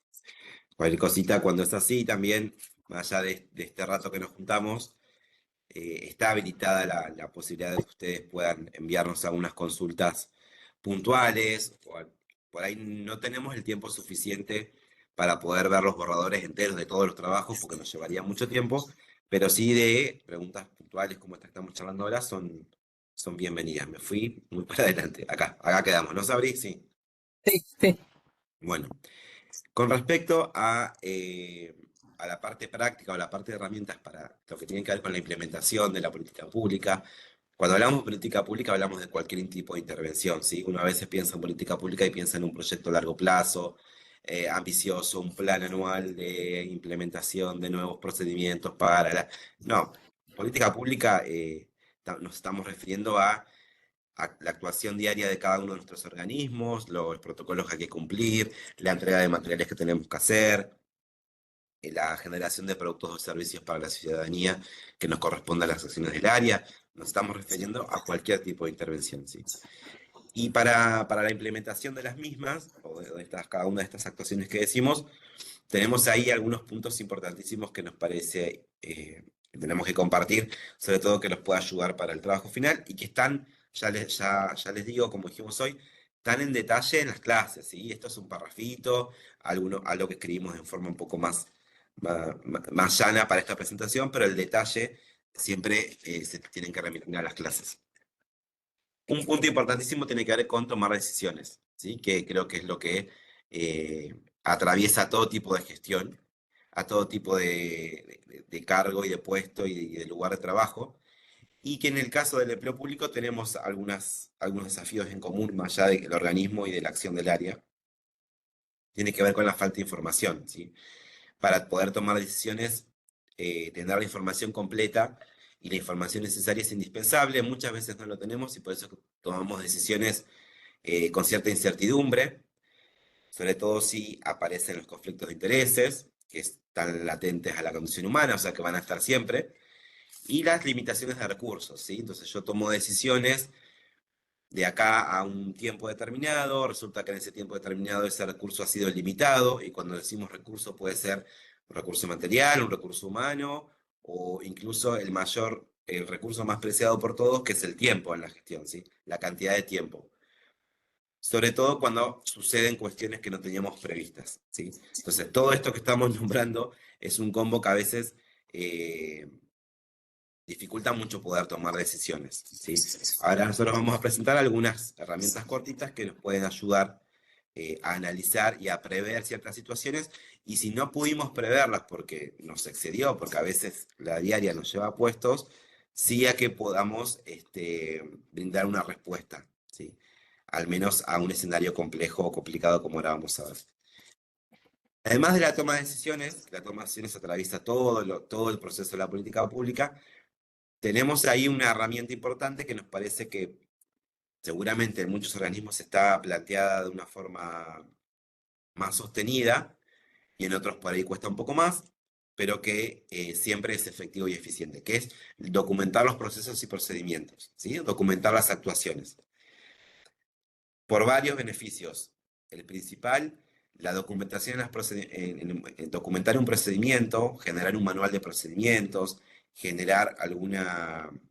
Es un concepto un poco antiguo y un poco ya que no se usa, pero sigue funcionando, que es la bitácora de tareas. Todos esos documentos de procedimientos y de procesos, lo que hace es que las soluciones o las alternativas de las soluciones, a las soluciones que tenemos que contar, van a trascender a las personas que los diseñaron, ¿sí? O sea, van a ser transversales. Lo va a visualizar quienes están ahora en el área y quienes estén más adelante, quienes atraviesen cambios de gestiones o cambios de autoridades. Esto lo que hace es aportar transparencia, ¿sí? Entonces, ese documento, ese manualcito que tenemos para, no sé, se me ocurre cualquier ejemplo, para poder visualizar cómo se maneja este aparatito, lo que hace es que va a estar ahora y va a estar más adelante, va a poder ser mejorado, va a poder ser optimizado por otras personas que estén en el cargo o en el área, y va a promover transparencia a la gestión, ¿sí? Y a que se mejore continuamente. Por eso, nosotros desde acá, para la toma de decisiones, consideramos importantísimo que documenten sus procesos, ¿sí? Dentro de lo posible, háganse sus manuales, inviten a hacerlo con parte de su equipo. Nos parece que es algo importantísimo. Y como otra herramienta tenemos el informe de gestión ya operativo, pero como rendición de cuentas, ¿sí? Sabri nos habló al principio de informes de gestión en general, informes de gestión referidos a aspectos técnicos, aspectos políticos. Bueno, acá ya hablamos con un informe para la rendición de cuentas. Cuando hablamos de rendición de cuentas no hablamos solamente de que presupuesto nos rinda la utilización de los bienes o de un determinado capital, sino que tiene que ver con si se alcanzaron determinadas metas, se utilizarán los indicadores pertinentes. Bueno, ese informe de gestión también es una herramienta importante, también lo pueden usar para el trabajo final, ¿sí? El detalle de qué debería contener, de cómo se puede hacer, está en la clase también. Y acá sí, voy a tratar de ser breve y conciso. Tenemos algunas herramientas más puntuales para trabajar la toma de decisiones y la gestión del tiempo, ¿sí? Quiero hacer una distinción chiquita al respecto. Nosotros en este curso estamos trabajando metodologías en cascada, que ahora explicamos cómo distinguirlas de las otras, y las llamadas metodologías ágiles, ¿sí? Que por ahí las habrán escuchado, que derivan del sector de programación, de generación de software y demás, de informática en general. Las metodologías en cascada para los proyectos de política pública o para la organización en general son las metodologías tradicionales. Le decimos en cascada porque tiene una estructura lógica vertical y que se ubica a partir del paso del tiempo de manera lineal, ¿sí? Por ejemplo, lo que vimos al principio, el marco lógico. Bueno, tengo un inicio, tengo un diagnóstico de actores, planifico mis objetivos, defino estrategias y después voy al campo a transformarlo y a poder resolver esa situación a través de mis acciones, ¿sí? Esa es una metodología en cascada. Las metodologías ágiles lo que vienen a hacer es a revertir un poco ese orden secuencial y lineal y a proponer que se puedan repetir situaciones hasta que mejoren, por eso se llama iterativo e incremental. Y lo que sobre todo tiene de diferente a las metodologías tradicionales es que no hace falta llegar hasta el final del proyecto para obtener el producto, lo podemos ajustar en el medio, ¿sí? Lo podemos ir mirando y por eso son siempre ciclos cortos. Esto, digamos, reviste un poco más de complejidad y es más largo, pero queríamos decir que nosotros en el curso estamos usando metodologías tradicionales que sirven para determinados escenarios y metodologías más alternativas o más modernas, por así decirlo, que sirven también y se utilizan en la administración pública. Cada uno de ustedes va a ver cuál le resulta más sencilla utilizar o parte de alguna y parte de otra, ¿sí? En este caso, por ejemplo, tenemos la matriz del tiempo, que básicamente es algo que seguramente, como decía Sabri, lo hacemos, pero es importante que ser conscientes a la hora de realizarlo. Es distinguir las tareas entre importantes, no importantes, y a partir de eso, urgentes y no urgentes, y a partir de eso tomar una decisión, ¿sí? Por eso estamos en la toma de decisiones. Si esto es urgente, si es importante, va a haber que hacerlo ya, porque tiene un impacto, tiene relevancia. Si no es urgente, pero son importantes, es necesario que las planifiquemos para que salgan bien cuando sea su momento. Si no son importantes, pero sí es necesario realizarlas, podemos delegarlas, que por ahí no contribuyen de manera significativa al objetivo, pero sí hay que realizarlas, ¿sí? Tareas administrativas, tareas de control. Bueno, veamos ahí en el equipo quién las puede realizar y a quién se las podemos delegar. Y tareas que directamente van vieron en las compus, la papelera de reciclaje, no sirven de nada y de hecho a veces no solo no sirven, sino que desvían el foco de atención. Bueno, esas tareas hay que suspenderlas o postergarlas, ¿sí? Entonces, esta matriz lo que hace es clasificar un poco cuáles tareas se realizan y cuáles no deben realizarse y de qué manera deben realizarse. Y este otro cuadrito al de al lado, que nos parece interesantísimo para que lo puedan ver en detalle, está la aplicación en la clase. Vieron que tienen en el centro, como si fuera un punto de 4 posibles escenarios, y en el centro tenemos el desorden, y por fuera tenemos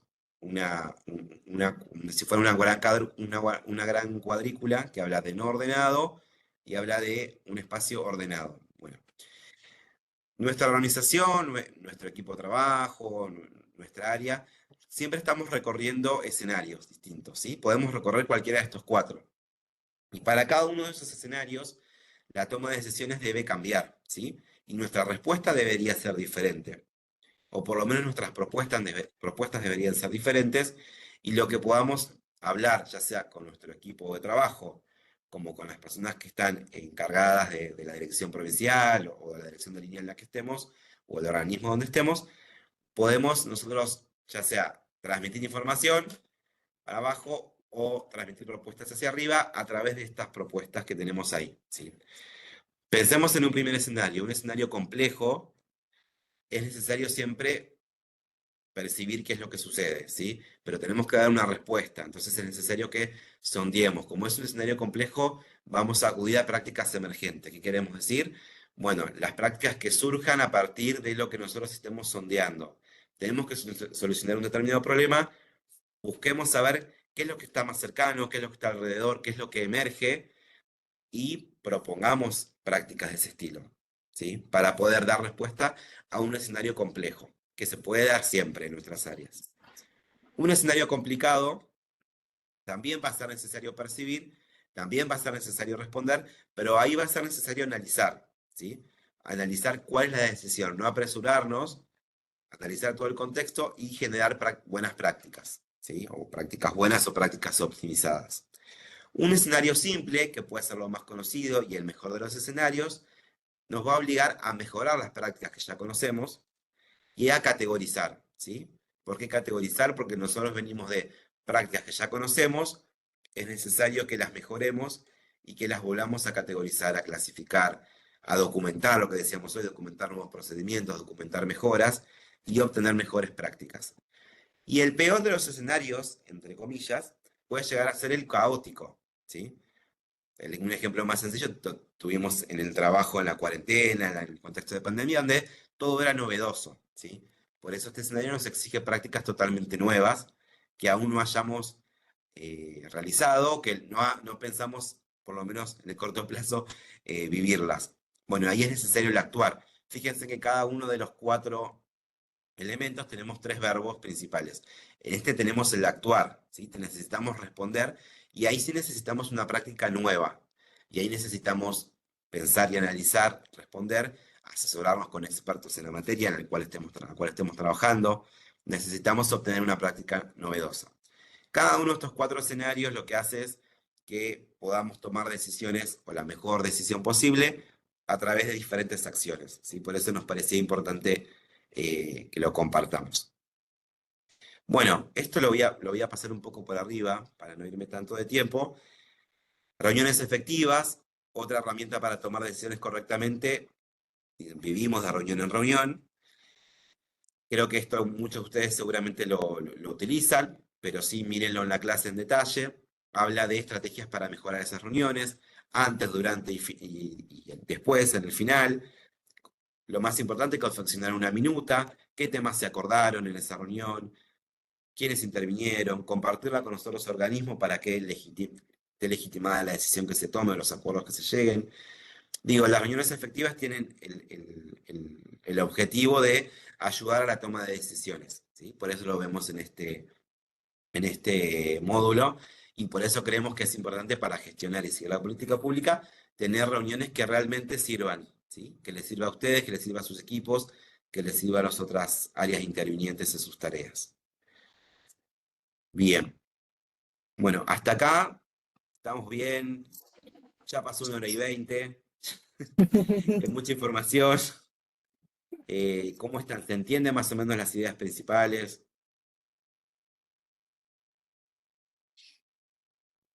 Bien, perfecto. Bueno, gracias. Recién cuando lo escuchaba a Ale, vieron que hablaba de las metodologías tradicionales y las metodologías ágiles, ¿no? Las metodologías tradicionales generalmente se utilizan para la planificación porque uno está pensando algo que lo está pensando con tiempo, por decirlo de algún modo. Ahora fíjense que las metodologías ágiles las mencionó todas en la etapa de implementación, en la etapa de gestión para tomar las decisiones.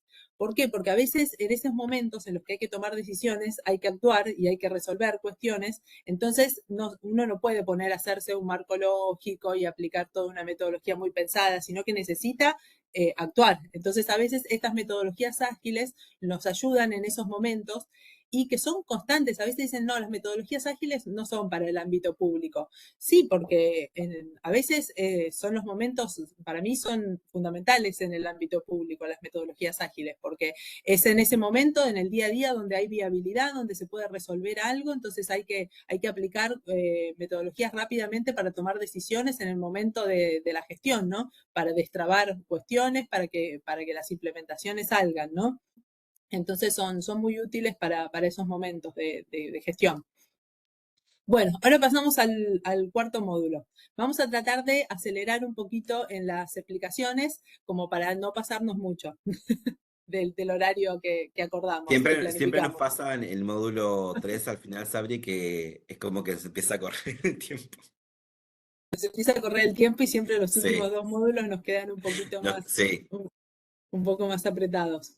Bueno, este módulo despertó mucho interés en los participantes, ¿no? Ahora, antes de empezar con los temas de liderazgo y con otros temas más de gestión de personas, vamos a ver algunos conceptos que son fundamentales cuando se tiene gente a cargo, ¿no? Cuando se tiene personas a cargo, como en los casos de los jefes de departamento y subdirectores. ¿Qué es un puesto de trabajo? Parece algo como sumamente básico, pero tenemos que tener en claro que un puesto de trabajo es un lugar en la estructura que puede ser ocupado por una sola persona. La metáfora más utilizada es la silla, ¿no? Eso es el puesto de trabajo, ¿no? La silla, si está vacía, tenemos un puesto vacante. Si está ocupada, lo que tenemos es lo que en la literatura de recursos humanos se llama un sistema puesto-persona. Ahora, están los puestos de titulares de unidad, que son como los jefes de departamento, los subdirectores, las direcciones. Esos son titulares de unidad. Y están los puestos sin personal a cargo, que esos son puestos asesores, puestos técnicos, puestos administrativos. Acá había leído yo una consulta que hizo uno de los participantes, que habló del agrupamiento de apoyo, ¿no? Dentro del agrupamiento jerárquico, el personal de apoyo. Entonces, justamente acá tenemos esa diferencia, ¿no? Entonces, retomo eso, él preguntaba cuál es la función del personal de apoyo. Bueno, es un puesto del agrupamiento jerárquico, pero que no es titular de unidad, sino que es personal de apoyo. Es dentro de esa misma categoría, es dentro de ese mismo agrupamiento en el escalafón, o sea, es de los puestos de mayor responsabilidad dentro del escalafón, por lo cual le corresponden un montón de tareas que son de esa misma responsabilidad. O sea, hay muchas de las tareas que tienen la misma responsabilidad el personal de apoyo que un jefe o una jefa de departamento, su directora, porque tienen esa misma categoría, pero no son titulares de unidad, o sea, no son los responsables directos de las acciones de esa estructura y tampoco tienen el personal a cargo. Esa es la diferencia. Pero después tienen el mismo nivel de tareas y nivel de responsabilidades que todo el agrupamiento jerárquico. Y también tienen que realizar todas estas acciones que decíamos de planificar, de organizar, de ver los procesos. O sea, eso es todo lo que comparten por ser parte del agrupamiento jerárquico, aunque no sean puestos de titular de unidad. Esa sería, no sé si, no me acuerdo quién hizo la pregunta en el chat, no sé si ahí responde a tu pregunta eso, ¿no? Ahora, cada uno de estos puestos que hablamos tiene asociadas, como decíamos, determinadas funciones, determinados objetivos, determinadas tareas y responsabilidades, ¿no? Eso es lo que llamamos la descripción de un puesto. Tener todos esos objetivos, esas tareas, tener todo eso es lo que llamamos la descripción del puesto. O sea, quien se siente en esta silla tiene que cumplir con estas responsabilidades, estas tareas, estos puestos. Ahora, cuando hablamos del perfil del puesto, ya no nos referimos a la silla, sino que nos referimos a las competencias que tiene que tener una persona para sentarse en esa silla, para ocupar esa silla. Entonces, ahí estábamos hablando de los requisitos y de las competencias, las habilidades que tiene que tener esa persona para ser la más idónea para sentarse en esa silla, para que esto de los sistemas puesto persona sean lo más óptimos posibles, porque yo puedo tener con mis competencias para sentarme en algunos puestos, puedo ser un buen perfil, pero para otros puestos no tengo ese perfil. Entonces, la idea de la gestión de recursos humanos es justamente poner en el lugar indicado a la persona indicada, ¿no? Esto tiene que ver con generar buenos sistemas puesto persona. Por eso quienes conducen equipos de trabajo, tener una adecuada descripción y perfil de los puestos es fundamental, porque tiene dos grandes ventajas. Por un lado, para los trabajadores y las trabajadoras, tener en claro cuáles son sus tareas. O sea, si hay una descripción del puesto que yo ocupo, tengo en claro cuáles son mis tareas, cuáles son mis responsabilidades y qué es lo que se espera de mí. Y también, si está en claro el perfil del puesto para sentarme en esa silla, yo puedo decir, bueno, cumplo con este perfil o tengo que mejorar en estas habilidades o tengo que desarrollar más estas otras competencias para realizar bien mi tarea. Entonces, tener un adecuado perfil del puesto ayuda a cada uno de los trabajadores y también ayuda a quien supervisa o quien gestiona ese equipo, porque le da una herramienta para brindar retroalimentación, le da una herramienta para hacer una detección de capacidades de capacitación, de necesidades de capacitación, le da una herramienta para hacer una efectiva selección del personal, o sea, para tener en claro lo que se tiene que hacer y quién lo puede hacer para la gestión, para sentar en esa silla a la persona más idónea y más adecuada. Esa es la idea de esta primera. Y ahora vamos a ver identificar algunas sugerencias y demás para quienes tienen personal a cargo. ¿Querés seguir vos con la siguiente, Ale? Dale, perdón que se me trabó ahí. Ahí está. Bueno, como decía Sabri, vamos a tratar de acelerar un poquito por el tiempo, pero bueno, de todas formas, igual este módulo, en particular este módulo, tiene mucho más desarrollo en las clases. Como le decíamos, este es un resumen, pero bueno, acá algunas cuestiones, consideraciones generales con respecto a la gestión de equipos, ¿sí? ¿Qué es importante que ustedes como líderes puedan considerar a la hora de gestionar las tareas, de distribuir las tareas, también de resolver conflictos, porque lo que hablamos hoy, conflicto latente todo el tiempo en cualquier equipo humano, cualquier persona. Entonces vamos a dar algunas herramientas muy por arriba desde nuestro lugar, que que les puedan ser útiles, ¿sí? También podemos utilizar de estas herramientas para el trabajo final. Identificar habilidades y fortalezas de cada miembro del equipo. Esto no se da de forma automática y de un día para el otro, es un proceso, pero sí es importante que ustedes puedan saber cuáles son esas capacidades, esas competencias que tiene cada trabajador, cada trabajadora, para, en principio, asignarle tareas acordes a los que ellos pueden hacer en ese momento. No limitarlos, porque que en ese momento puedan hacer la tarea A, no significa que el día de mañana puedan y aprendan a hacer la tarea B. Y eso maximiza la productividad del equipo de trabajo y del área en general, ¿sí? El otro motivo por el cual es importante conocer los intereses y sus preferencias y sus habilidades es ya ahora hablamos de forma individual de cada trabajador o trabajadora, estamos fomentando su motivación, ¿sí? Estamos fomentando que se comprometa individualmente, estamos fomentando que se sienta escuchado y que se sienta parte. Generamos ese llamado sentido de pertenencia que lo habrán escuchado en otras formaciones o lo trabajan desde sus funciones. Distribuir equitativamente responsabilidades es importantísimo. Asignar de forma clara, precisa y concisa las tareas es algo que parece una obviedad, pero se nos pasa por encima muchas veces, por la diaria, porque pasan situaciones en el medio. Es importantísimo, primero para no sobrecargar a unos sobre otros y hacerlo equilibrado, y por otro lado para fomentar que haya compromiso de todos, ¿sí? Entonces cada uno saber cuál es su tarea y qué se espera de él, ¿sí? Entonces yo día de mañana cuando tengo que hacer una retroalimentación sobre el desempeño de alguna de las personas o cuando el día de mañana tenemos algún problema, algún percance, algún conflicto, bueno, yo como líder de ese grupo puedo acercarme y puedo charlar sobre aquellas expectativas que tenía sobre sus actuaciones y sobre lo que esa persona hasta ese momento alcanzó o no alcanzó, ¿sí? Pero yo voy a poder hacer eso siempre y cuando desde el principio le haya informado correctamente a la persona qué tareas tiene que hacer, ¿sí? Si eso no sucede, después es difícil resolver ciertas situaciones, por eso es que lo recomendamos. Y establecer plazos y metas claras es un poco similar, ¿no? ¿Qué se espera de esa persona individualmente y que sepa cómo contribuye al equipo de trabajo?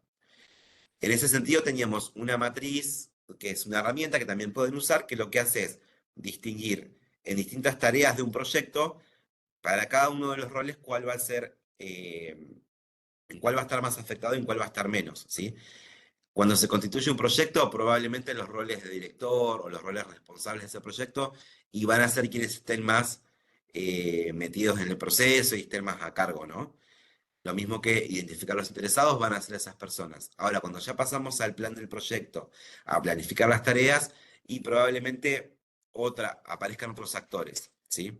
Entonces, lo que hacemos con esta matriz es identificar quién es el responsable, quién es el aprobador, aprobadora de las decisiones, quién es consultado o consultada y quién es solamente informado o informada, que no por eso es menos importante.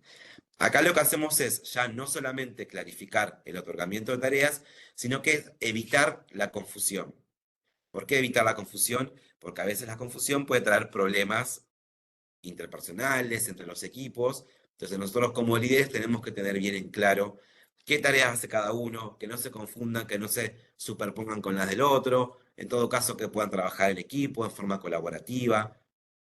Bueno, tener en cuenta esas cuestiones. Con respecto al liderazgo, en la clase teórica había un texto de Longo que proponía un enfoque de liderazgo distribuido, que básicamente lo que este autor propone y varios sobre administración pública proponen es tomar decisiones de manera colaborativa. Bueno, este es un ideal porque fomenta la innovación, hace que todos se sientan parte del organismo, puede aprovechar al máximo sus competencias y aprender de cada una de ellas. Sabemos que eso es a veces alguna posición un poco idealista porque en la administración pública el liderazgo distribuido es difícil porque lo que decíamos antes, es un poco complicado determinar que la responsabilidad sea clara, a veces hay cierta inequidad, hay falta de responsabilidad en lo técnico, en lo político. Esos problemas existen, digamos, ¿no? La mejor manera de resolverlos o darle batalla es reconocerlos. Entonces, nosotros queríamos que ustedes lean todas esas cuestiones, que vean la clase, pero que también puedan encontrar cuáles son esas barreras y cómo podemos ayudar a morigerar sus efectos, por lo menos, ¿sí? A través de estas herramientas. ¿Por qué es importante el liderazgo? Bueno, impulsa la satisfacción laboral. La satisfacción laboral tiene que ver con la percepción que tiene cada persona de su lugar de trabajo. Mejora el clima, ¿sí? Hay una confianza, hay una comunicación abierta. Las personas que estamos liderando en nuestros equipos se sienten en confianza y se pueden acercar a nosotros y nos pueden decir, comentar sus inquietudes, sus miedos, sus inseguridades, sus preocupaciones. Eso habla de un clima laboral positivo, ¿sí? Hay una compañera, me dice que se quedó tildada la pantalla, no sé cómo lo ve el resto. Yo veo bien, Ale, módulo 4. Ah, Yo también. Sí. bueno. Eh, bien. Y algo importantísimo que sabemos que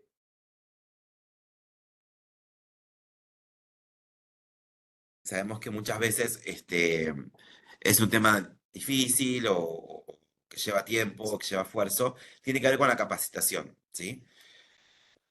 Nosotros en la Administración Pública Provincial contamos con, ustedes saben, con el IPAP, con los programas de formación segmentada, con los cursos generales más abiertos, bueno, con toda su oferta formativa, que desde ya es nuestro instrumento oficial para promover valor agregado y demás.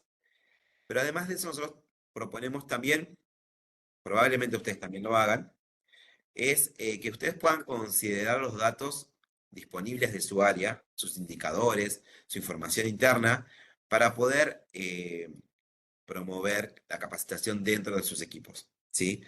Es decir, algunas funciones que por ahí realiza parte del equipo y la otra parte del equipo no, que puedan, a través del interaprendizaje, a través de la asesoría de unos con otros, que puedan capacitarse o sensibilizarse, ¿sí? Ahí hay que diferenciar entre formación, capacitación y sensibilización.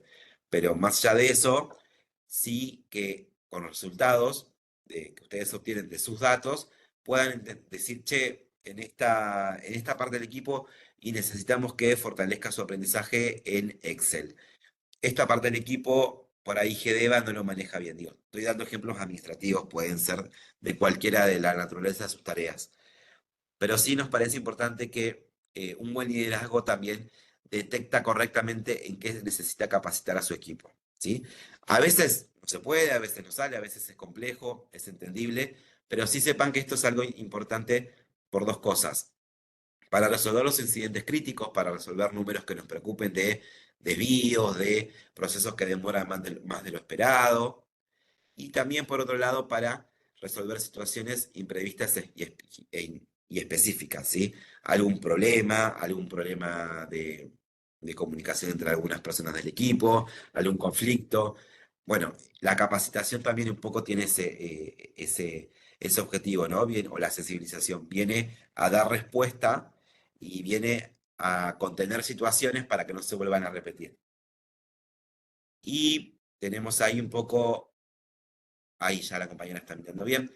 Ahí estamos viendo estrategias de comunicación asertiva y técnicas que lo vamos a solamente mirar por arriba. Como estrategia, preguntas, parafrasear, volver a repetir lo que dije para que el otro me entienda, reformular, decirlo con otras palabras para concretar de que estamos hablando de lo mismo, legitimar, para entender que yo estoy aceptando lo que el otro me está diciendo y a partir de eso seguir comunicándonos. Expresarnos asertivamente, mensajes asertivos. No puedo en este momento, pero podemos generar otro espacio para charlar sobre el tema, ¿sí? Estas estrategias y esta escucha activa tienen mucho que ver con la comunicación. Por lo general, uno tiene una comunicación asertiva y efectiva en la mayoría del tiempo, pero hay momentos del conflicto en los que estas estrategias se pierden. Bueno, ahí es cuando más hay que luchar con uno mismo y tratar de utilizarlas, ¿sí? O por lo menos saber que existen. Manejo del conflicto, lo mismo. Estrategia de negociación colectiva. Nos parece importante que es mucho mejor que ustedes como líderes puedan utilizar dinámicas colaborativas, separen las personas del problema, que identifiquen los intereses, que generen opciones distintas para resolver, que exploren, digamos, mejores alternativas a un acuerdo negociado, digamos, que tengan un plan B, un plan C, sobre todo cuando son conflictos interpersonales que dañan al equipo, entendemos que desgastan al líder o a la líder, son difíciles a veces de llevar, y en todo caso, siempre tratar de buscar esa dinámica de la colaboración, o sea, negociar en forma colectiva, ¿sí? Esto está muy desarrollado en detalle en la clase. Y sobre la actividad, lo que nosotros vimos de que en general de lo que fueron ustedes completando y en toda esta edición, tiene que ver con la necesidad de formación y capacitación, de comunicarnos efectivamente, del manejo de conflictos, que es lo que charlamos recién, y establecer objetivos, plazos y metas claras, ¿sí? Así que viene un poco por ahí también lo que charlamos recién, en función de lo que ustedes fueron poniendo en las actividades, que era la actividad del módulo 4. Bueno, estamos en módulo 5, Sabri. Bien, vamos a Corriendo. agilizar, viendo los plazos. Bueno, voy a tratar de hacerlo lo más resumido posible. Este módulo es complejo, pero es muy interesante, ¿no? Habla de la innovación en la administración pública, ¿no? La innovación pública, ¿a qué nos referimos, no? Se refiere a aplicar nuevas ideas, se refiere a la creatividad para aplicar para la mejora de servicios y de políticas, ¿no? Ahora, ¿qué es y qué no es considerado una innovación? Va cambiando según los distintos desafíos, según la coyuntura. Ahora bien, una política, un programa, un proceso, al ser innovador, estamos hablando de algo nuevo, ¿no? Pero fundamentalmente tiene que ser algo que mejore lo anterior, que mejore lo que hay. Y hoy por hoy hay un politólogo muy reconocido que es Oscar Orla, que plantea que nos encontramos en la era exponencial, ¿no? Donde los cambios ya no llevan décadas, sino que son mucho más vertiginosos. Nos encontramos en una situación donde nos enfrentamos a cambios constantes, que requieren una adaptación continua. Atravesamos pandemias, cambios políticos, cambios de gestión, las redes sociales han revolucionado todas nuestras formas de pensar, de organizarnos, la inteligencia artificial, son todas cosas que nos obligan a adaptarnos, ¿no? Por ello es que es indispensable la innovación para este agrupamiento de mandos medios, ¿no? En las organizaciones, ya que los mandos medios deben ser los promotores de estas innovaciones, ¿no? Para innovar no solamente se requiere, a veces innovar uno lo relaciona con temas tecnológicos, o sea, no se requiere solamente para innovar conocer de tecnología o conocer de sistemas informáticos. A veces también lo que se requiere es un conocimiento profundo de las políticas públicas, de los mecanismos de gestión, de los servicios públicos actuales, porque eso es lo que va a servir como diagnóstico y es lo que va a dar lugar a cuál es exactamente la mejora más viable, ¿no? Y la experiencia y la trayectoria que tienen los mandos medios es fundamental para la formulación de innovaciones. Son justamente ustedes los que saben hoy cómo se hacen las cosas, dónde están los principales déficits, cómo se pueden mejorar, qué cuestiones ya se intentaron y no funcionaron, cuáles sí, en qué momento, qué puede ser viable, qué no, qué habría que hacer para hacerlo viable. Son ustedes personal de carrera con una trayectoria y conocimiento sobre los procesos de su área que son indispensables para generar innovaciones. Ahora bien, en la diapositiva que estamos viendo, se refiere a un autor que vimos en el programa, que es Carl Ramió, que tiene muchísimos artículos sobre innovación y son muchos aplicados a Latinoamérica, ¿no? Entonces habla mucho de las organizaciones que nosotros conocemos, por eso es que lo pusimos, ¿no? Habla de innovación, pero en administración pública, no en administración privada, y administraciones públicas latinoamericanas, ¿no? Entonces es bastante cercano y tiene muchísimos artículos. Él plantea en uno de los artículos que vimos este interrogante, ¿no? Que dice, ¿a qué retos? Estamos en la diapositiva, Ale, una antes. Todavía no pasé a esta, me apuro, pero acá estoy. Perdón, Sí. ahí está. ¿Es esa? Sí, Sí, esta. Plantea a qué retos se enfrenta la administración pública en las últimas décadas, ¿no? Y él plantea que hay que diseñar dos tipos de estrategias para ser innovadoras las administraciones públicas. Uno, la renovación organizativa en su conjunto, que habla de la mano de la gestión del conocimiento. La gestión de conocimiento es mucho más que la gestión de datos, es justamente generar conocimientos a partir de toda la información y los datos que hay, ¿no? Y también la otra estrategia que habla es de la inteligencia colectiva. Esa noción a mí me parece muy, muy útil y muy interesante, ¿no?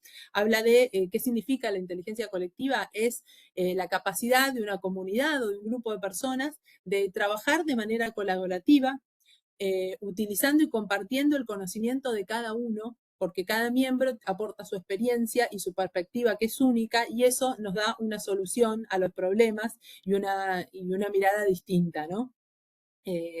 Esas dos cuestiones las plantea como fundamentales para renovar las organizaciones. Y también la otra estrategia es la renovación tecnológica, ¿no? Acá ya sí vinculado a la inteligencia artificial, a la robótica.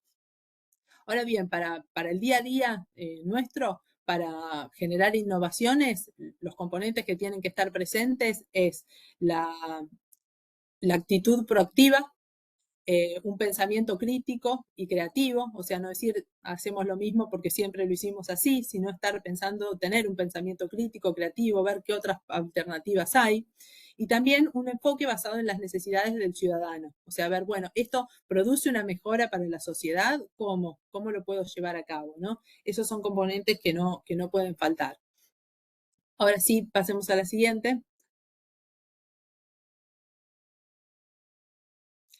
Esta la voy a pasar rápido porque está en la clase, la última clase, la clase 10, nos vieron, tiene una serie, hace un recorrido por varias experiencias concretas de innovación de la administración pública de la provincia de Buenos Aires, ¿no? Entonces ahí mostramos innovaciones de gobierno electrónico, gobierno abierto, innovaciones de participación ciudadana, innovaciones de tecnologías de gestión internas, como, no sé, hablamos del presupuesto, en el tema presupuestario, el presupuesto por etiquetado, el etiquetado verde, el etiquetado con perspectiva de género, cuestiones de empleo público también que fueron haciéndose mejoras, y también ustedes en los foros dieron muchos ejemplos de sus áreas en los debates, donde eran todos muy interesantes y todos muy en línea con lo que venimos planteando.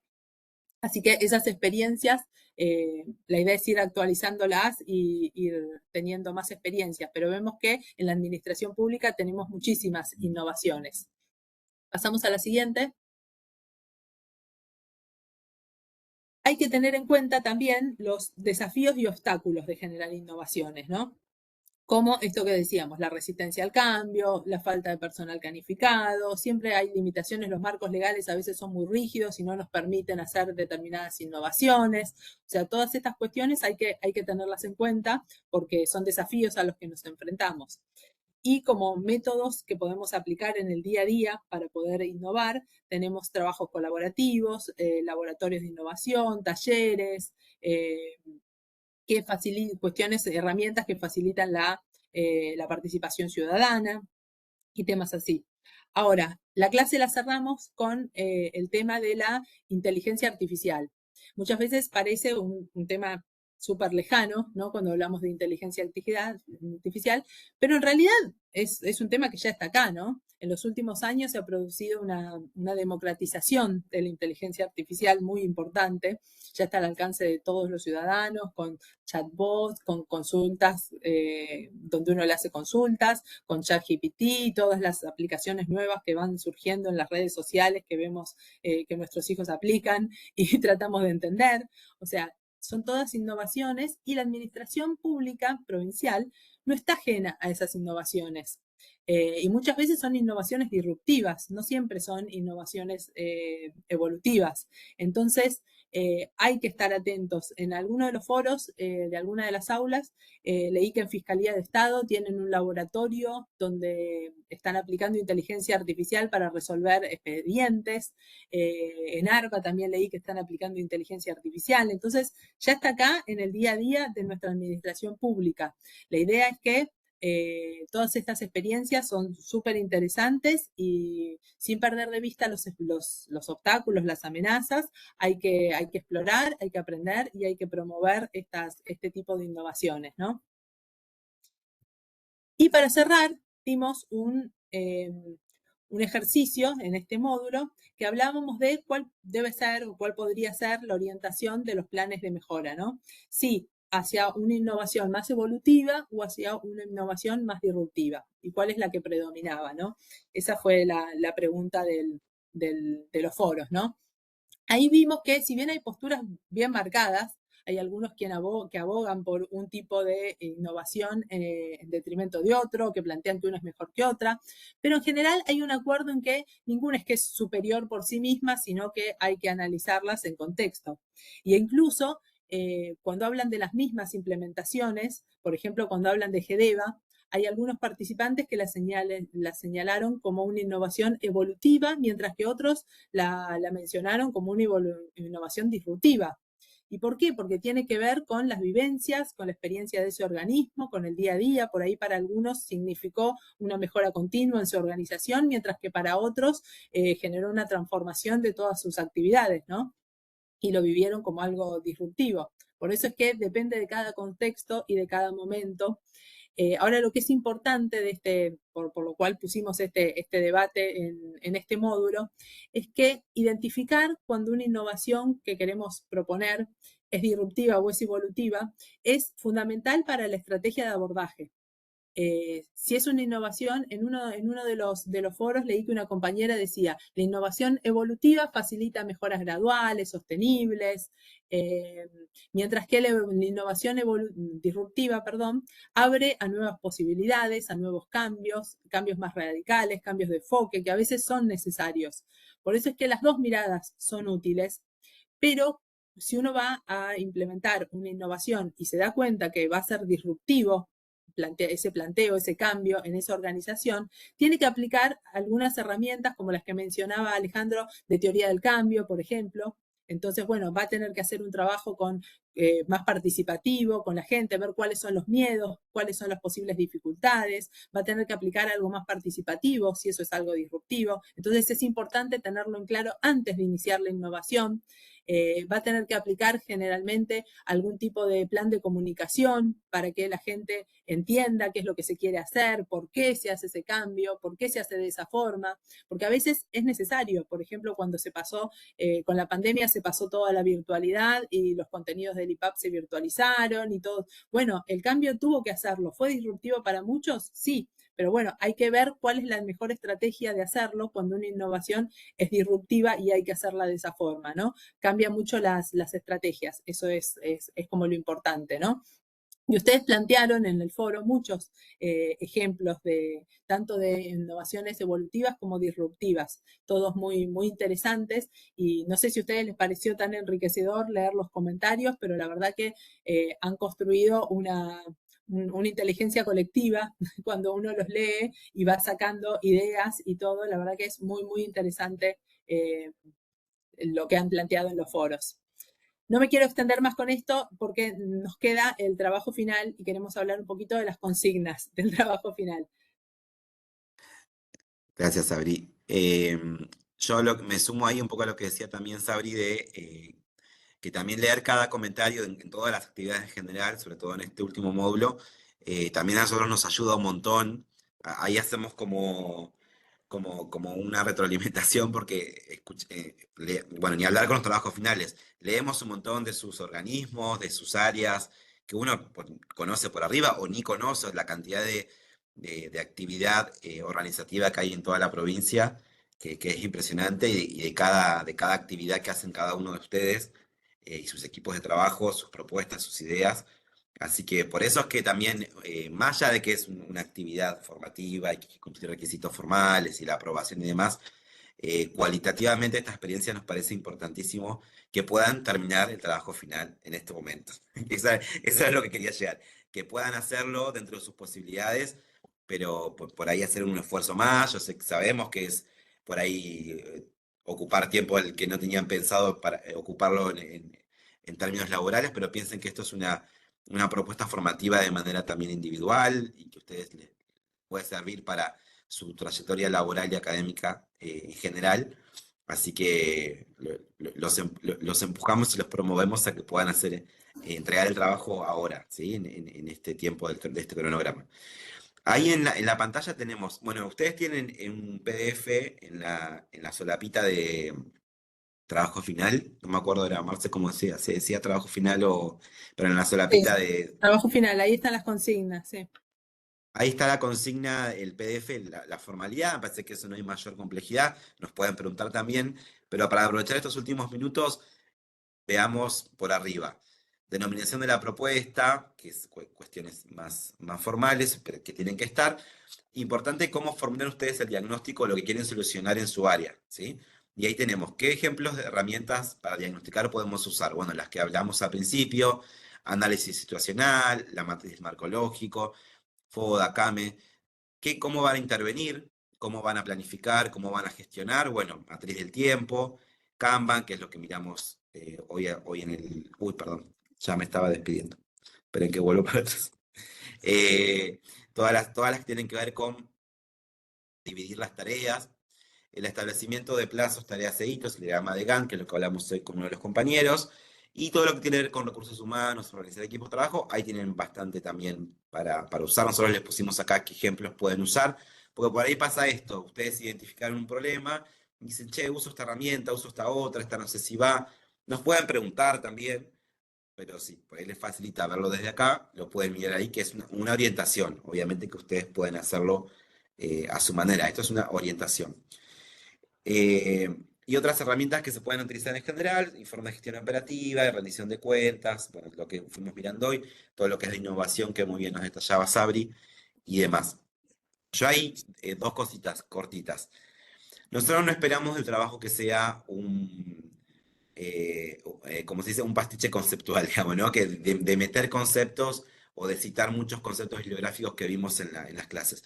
No es la idea, la verdad es que esto es, lo que busca hacer es una actividad en la que ustedes le puedan destinar el tiempo que tengan.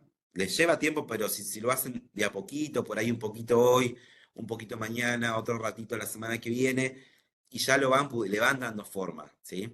Entonces, buscamos eso, solamente una reflexión y que ustedes se imaginen que tienen que resolver algunos de los problemas que ustedes detectan o mejorar algún proceso dentro de sus áreas o de acuerdo a sus funciones y usar al menos dos herramientas de las que están, ¿sí? Es eso, sencillamente eso. Obviamente hay que explicar la propuesta, pueden explicar, la idea es que expliquen también qué hace el área, pero no hace falta que citen mucho autor y no hace falta tampoco que nos expliquen en detalle todas las acciones y toda la normativa. Confiamos y consideramos que es más importante algún párrafo que explique por ustedes qué hacen, qué se hace en esa área, y con eso es suficiente, ¿sí? Digo, porque nos ha pasado en otras ediciones. Es focalizarse en aplicar la herramienta y tampoco es contarnos, el otro punto es, no buscamos que ustedes cuenten cómo se usa la herramienta. La idea es que usen la herramienta directamente, ¿sí? La idea es que si van a usar el diagrama de Gantt, no que nos hagan un párrafo, que escriban un párrafo. El diagrama de Gantt es tal cosa, se usa para tal cosa. No hace falta. Si lo quieren hacer, es bienvenido, pero no es necesario. Nos basta con que hagan el diagrama de Gantt aplicado al problema, ¿sí?